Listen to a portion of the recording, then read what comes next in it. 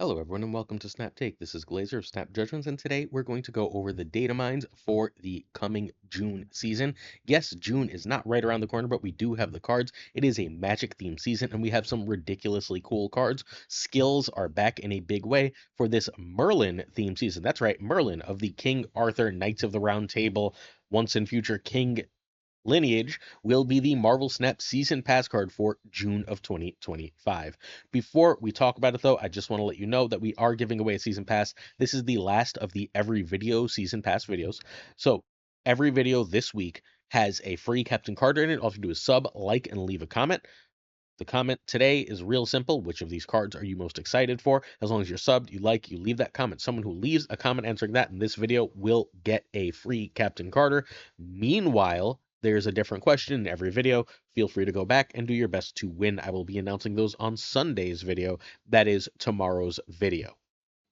Merlin is the first card we're going to talk about today. He is a 2/3. At the start of each turn, add a wizardly incantation into your hand. This is going to be the June season pass. He is going to be uh, he's impossible to analyze without knowing what the wizardly incantations are, so let's talk about them quickly. First, we have the Omniversal Presence. This is a one-cost skill, one-cost spell, whatever. Replace this location with a new one and give Merlin +2 power. One-cost Scarlet Witch. Yeah, that seems amazing. Plus, it turns Merlin into a 3/5, so you're basically getting a 1/2 Scarlet Witch at that point. That is absolutely incredible. I think this alone makes him worth playing. Let's see what else we've got. Oh, we've got another one. Once in Future. That's an appropriate name. On reveal, shuffle your lowest power other card here into your deck to get +2 energy next turn. That seems amazing. I can do that on turn 3. Um, and immediately get out a Sarah, for example. That kind of thing just seems like it's going to be an incredibly powerful play. I can chuck a Zabu. I can run this with Wiccan into a uh, and run a Quicksilver. There's a lot of ways to do this, even in the mid game, just having an explosive last turn. There's no rule that says I have to play this the turn I draw it either, so I can save it for an opportune time. Just that one extra energy that turns into something better. I can turn a 1-drop into 2 energy. Heck yeah, let's go. And finally, our third, we have the Polymorph. On reveal, transform your lowest power other card here into one that costs 2 more. So it's like a Cersei +1 for the lowest power cost here. So you can turn a Hood into a 3-cost card, for example. Again, these all seem absolutely amazing. Just sheer utility. This is also amazing against Clog. They throw a goblin on your side, just a regular old green goblin on your side, and you get a 5-drop out of that for 1 energy. If this comes out remotely like this is going to be one of the best cards in Marvel Snap. I am all about Merlin. I think that this card is going to be great. Again, at the start of each turn, add a Wizardly Incantation to your hand. So if you play him on turn 2, turn 3, turn 4, turn 5, and then you won't be able to do anything turn 6. You can get 3, even if you only get 2 incantations. That seems amazing. It's hard for me to imagine this card not being phenomenal. I'm very excited about it. This feels even better than Agamotto upon first glance. Again, pending any changes to costs of the skills and so on. I did decide to build a deck for all these new cards. There are spotlights for the new cards, but we're going to ignore those. Sorry. Spotlight caches should be gone by this month by everything we know. I believe, we don't know for sure, but I believe the spotlight caches are just in case of emergency. So we'll cover them, right? But we're not going to do any real focus on them. We're going to focus instead on here's the card, here's what it does, here's a deck. So I think Merlin is amazing with Kahori because Kahori wants cards to be in your hand and Merlin auto puts cards in your hand. I think that seems really great with Hawkeye. Oh my gosh, I cut my Agamotto. Copycat should be Agamotto in this. Excuse me. So you run Agamotto, so you've got King Eitri, that gives you some extra stuff. Kahori for extra power, Gwenpool for extra power, and then you just have all this extra utility from Merlin. It gives you an extra card, while Kate gives you extra cards for Kahori. You end up with a million cards in hand and a million different control options, while Galactic, Gwenpool, and Kahori provide you enough power to win the game. This seems awesome. I cannot be more excited to play this Merlin list. This is like I want to play Kahori real bad. Kahori is my most anticipated card of this coming month. But like once Merlin comes out, we're really cooking with gas now. Hey, please hit that sub, like, and comment if you're willing. We do our best to bring you 7 days a week of Marvel Snap videos. In fact, it's been over 2 years since we missed a day on this channel, as in since we started going every day. We have never missed a day of videos here on this channel. We cover Marvel Snap more thoroughly than anyone. We give you at least 3 brand new decks every single day. This is one of 2 videos today. We often have up to 10 videos a week. Please hit that sub, a like, and a comment. Also tell the YouTube algorithm to show us to more people that you're enjoying this, so please do so. Before we talk about Morgan Le Fay, I want to do some quick crediting. A lot of this information comes from Braude, who is Marvel Snap Bugle over on Twitter. We also got a lot of this from SnapFan, Snap.fan, and Marvel Snap Zone, the two main Marvel Snap websites. So I just want to give credit and say thank you to them for providing this information for us. Morgan Le Fay is the first Spotlight card. She should be in Spotlights. Well, sorry, she should be releasing, not in Spotlights, right? Like we're hoping there are no Spotlights. She should be releasing the same day as Merlin. She is a 4/5. Return all your discarded and destroyed cards to hand with +3 power. This seems like it really wants to be played with discard stuff because if you're playing this on 4, you don't have time to re-destroy all the stuff you destroyed. Though maybe you can play this stuff with +3 power. Like perhaps there's a deck that goes like Squirrel Girl into Black Swan into Killmonger into Morgan. I don't know. Do you even want to do that? I don't think so. Then you're just playing you're getting a free 12, I guess. I don't know. Nope, you're getting a free 9. No, 12. Because they each have 1 power to start. I don't know. This doesn't feel especially worth it. I think it's easier to use this as a way to like check up on discard. If you're playing a Hella list that's using things like Corvus Glaive or Gambit, i.e. the Danish list, then this does seem okay as a way to like, oh no, I discarded my Hella, let's not worry about it. The problem is it returns all your discarded, so if you play this on 4, now you're gonna have to spend turn 5 figuring out how to re-discard everything, although if you Corvus, you will have 1 extra energy to do so, so there is that as a general bonus, but like, I don't think that this card is going to be very good. I did just stick it in the Danish list. I didn't do anything remotely fancy here. The Danish list was running Fenris Wolf because the last time it was played, the last time I had a version of it, it was in the Khonshu week where uh, Fenris Wolf was very, very good. So Fenris Wolf is now not very, very good, so we just cut that card and run Morgan Le Fay. It's an extra card that you don't really give a crap about discarding. Sometimes you'll pull it back and it'll be really useful. There is the problem that if you pull it back, like if you play Hell and you pull and you pulls Morgan Le Fay, now it's gonna pull back all your other discard cards before you get a chance. Hella gets a chance to. I don't know.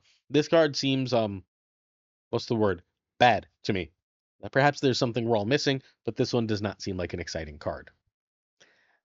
She does come with 2 absolutely great cards right now. Gore is this is a phenomenal Gore variant. If there are spotlights, she comes with this amazing Gore variant, or you can get Gore, and Gore is a card that is very good to own, largely because he's really useful in Mr. Negative decks. He finds occasional other homes like Thanos and some ongoing shells, but his real use is negative decks, and this is a glorious variant, which I will 1000% be getting whatever the new way to get spotlight variants is. Luna Snow is a card that has become very, very good. She is giving the opponent extra energy, but a lot of opponents run a fairly tight energy curve, and you get a 3/6. You'll note that 3/6 is still more power than Morgan. Like, she is just a lot of power for a 3-drop, and that extra energy does have a lot of uses. So I think that these are 2 great cards, should spotlights exist. I don't like the Luna variant. I don't like Luna's character design, so that's not a shock, but I think this Gore is must have, and I think this Morgan feels fairly, like, cool to the card. Although, oops, let's go back to the original. It doesn't feel all that different from the original, right? These don't feel like wildly different characters, wildly different pieces of art. They're wearing the exact same thing. I don't know. I think I like the Spotlight better, but it's not like a massive amount. Next up, we have the Ancient One. This is a 3/5 on reveal. Add a Tau Mandala to your hand. It was fixed to say that what Datamines got a little more developed. And the Tau Mandala is a skill that is on reveal. Your characters here copy the text of one of your ongoing cards here. Characters here copy the text of one of your ongoing cards here. So you can basically immediately get 3 Victoria hands. That's probably what you want to do with this, right? You want to play a 1-drop, who cares? A Hood, who cares? Whatever. A Quinjet, something. I guess not a Quinjet, that's an ongoing. So you just want to play a general 1-drop, right? Maria Hill, let's say. Then you want to play Victoria Hand, then you want to play Ancient One, then you want to get 3 Victoria Hands, and then you want to win. Because you now have +6 power to anything that is created. That seems really good, and that's what we're going to try and build with it. There's probably other things you can do here. You can make multiple Iron Mans in a list that only has that and Gore as an ongoing card. You can make multiple Gores. Those are both absolutely lane winning plays. As a 3/5, this is really, really strong. Um, Making a 3-cost spell is a little rough, but Quinjet should take right care of that. And that's the other reason we're really going to want this with, I think, with Victoria Hand, because Quinjet makes all those generated cards cheaper and makes the Tau cost 2, which just seems incredible. This is the list I fully plan to start with. It's possible that we end up running Kahori in here, because Kahori does seem incredible in this kind of list. Seems like my hand's going to be awfully full in this, right? Kahori, once she's on the board, also becoming a Moonstone, becoming a freaking Victoria Hand, becoming even a Quinjet just seems like it's a really good use of that card too. So I think that this is going to be a very cool card. I'm very cool deck. This feels like it pushes Victoria Hand to tier 1. Next up, oh, sorry, one last thought while we look at this deck. If you turn an entire lane, however, into Victoria Hand, it is worth noting. You should probably be aware of the fact that that lane is now the easiest Enchantress target in the world, right? You are sitting there with 3 ongoing cards in one lane that Enchantress is like, oh, I thank you for letting me kill that very easily. They are straight up telling us what to play with this if spotlights exist. They're saying Victoria Hand and Moonstone. We don't know what Victoria Hand yet. I think this Moonstone's okay. I don't know. There's something I don't like about it. It's hard to put my finger on. It doesn't, it feels like she's over sexualized, but like almost actiony, but like neither one really comes through, and I don't like it very much. Either way, Victoria Hand is played with Moonstone. Both will be played with Ancient One. All of these go together phenomenally well, which seems like a really great place to be.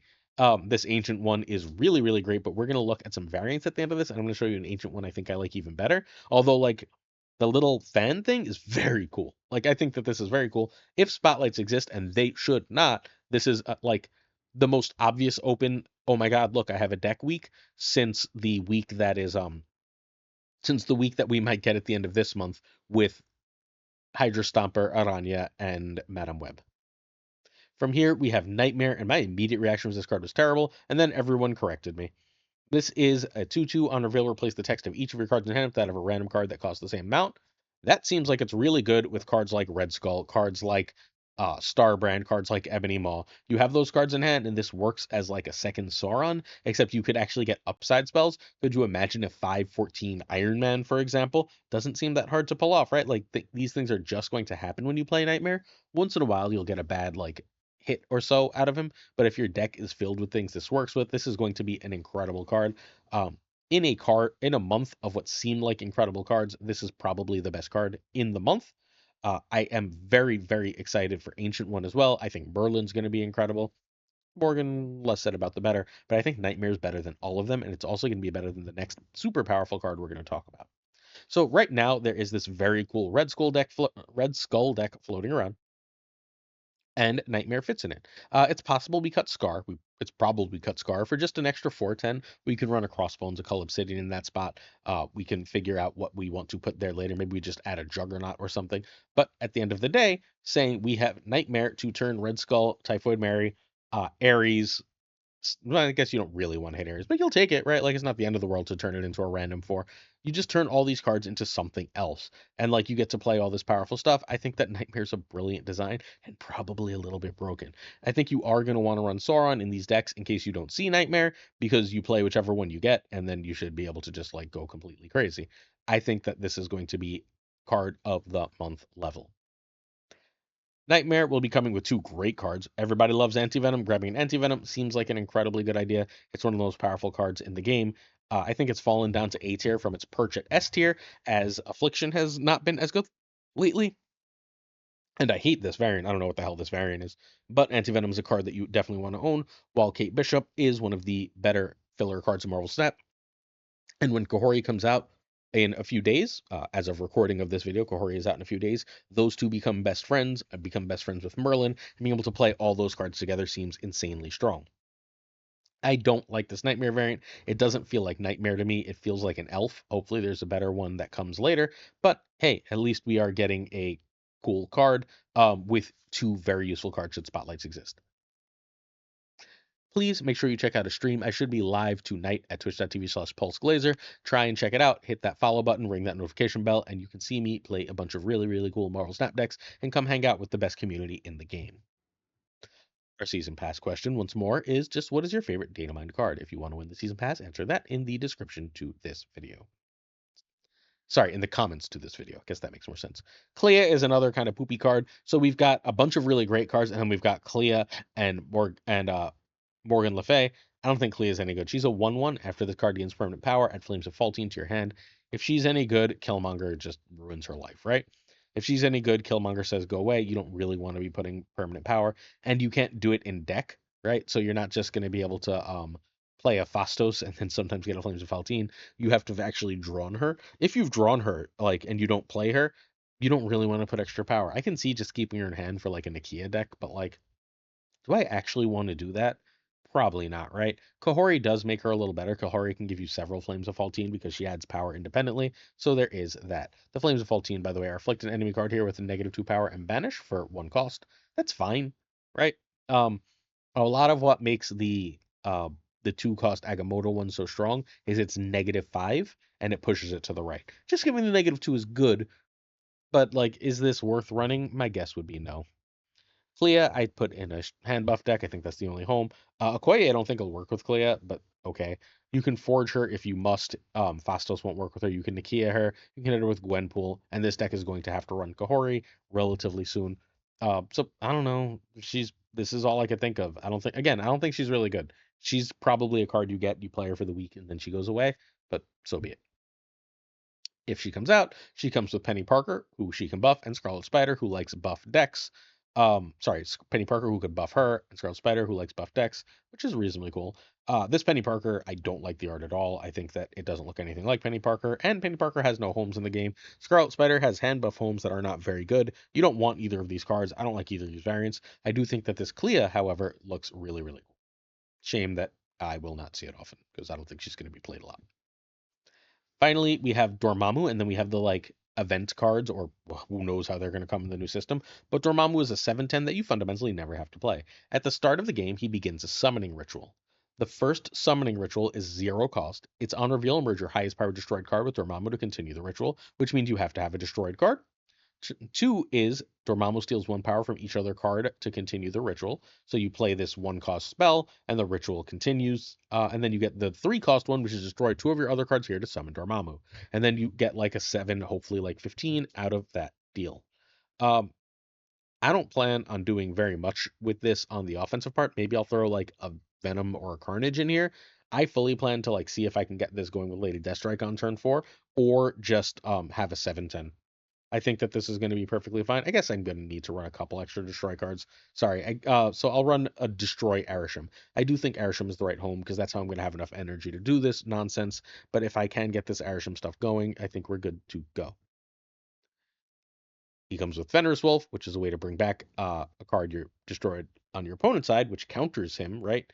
I guess it'll still add the power to him. It's not merging, right? So like you're just destroying something big to get it back. And Toxin, who's just a really good card. I really love this Toxin variant and would very much like to own it. It is about as good as a stupid symbiote variant gets.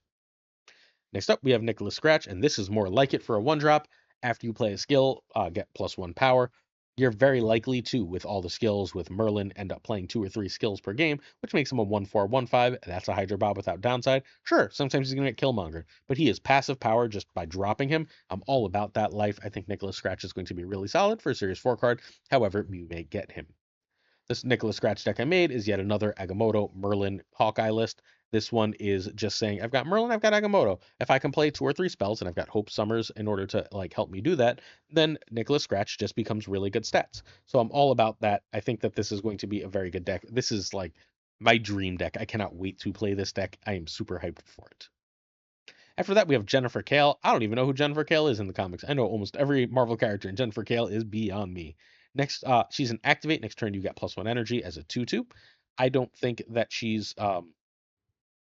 I don't know. I don't think she's amazing. I think she's fine. There's some decks that want Psylocke and there's some decks that want her. She's another one of those cards that should probably just have been in the game of Marvel Snap basically forever.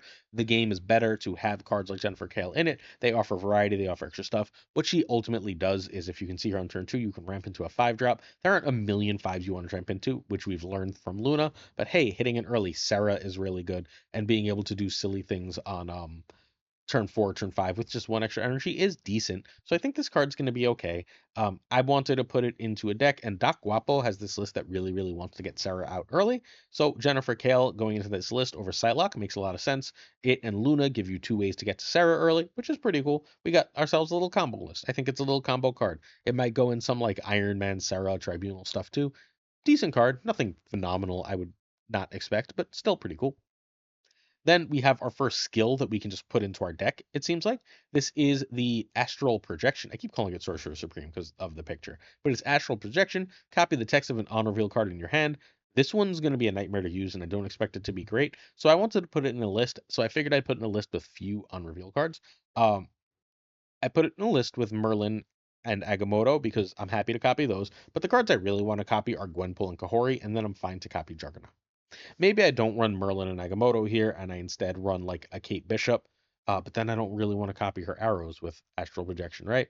So like I'm not sure what to do here. I'm not sure this card is worth running, but it is, if it's good, it's like Gwenpool and Kahori and Juggernaut that are the cards that make it good. I'm pretty sure it's possible it's like White Tiger, but those decks want Sage, and this hitting Sage does nothing. So if I have to guess, I'm going Gwenpool, Kahori, Juggernaut as our main targets here.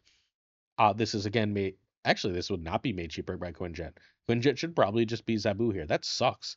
This is our first skill that wouldn't be made cheaper by Quinjet, which like really makes that rough. So you are paying 3. That is still really good for Gwenpool or Kahori, right? It's just, I don't know. It's dangerous. This is a dangerous card. I'm not sure if this is going to be any good. We always get really excited about like extra on reveal stuff, and it's very rare that it ends up working out as a top-notch card. Next up, my excitement is June 17th, and yes, I will be saving Spotlight caches. We've got a whole bunch of new hips, a new hip album. Right now in the game, I believe the only ones that exist are Beta Ray Bill and Nocturne, which means we're getting 10 new hips. All of the Dark Order are getting hips. Kyera, Corvus, Cull, Supergiant, Proxima, and Black Swan. These are all Series 4 and 5 cards, though. But look, I love Dan Hipp art. He has fallen to my second favorite artist as Kim Jacinto has risen up. But like this sort of cosmic freaking uh hip album, I'm all about this life. I want this like yesterday. I cannot wait for for June 17th for many a reason. Uh it'll be a few days after we get the Switch 2 coming out, hopefully beyond Tower of Bullshit. And I get all of my Dan Hips, and it's the end of the school year. Everything is looking up by June 17th, we're hoping. So I want this um, album very badly. I'm very excited for it. We also have props to both Cam Best and Alex Kochia, who apparently independently came up with this, a gold bundle for Hydra Bob. We are doing our video where we review a gold bundle in full. That's still going to happen here. But for now, for 5,000 gold, you get Hydra Bob and 3,000 tokens. That's the Series 5 card, 3,000 tokens.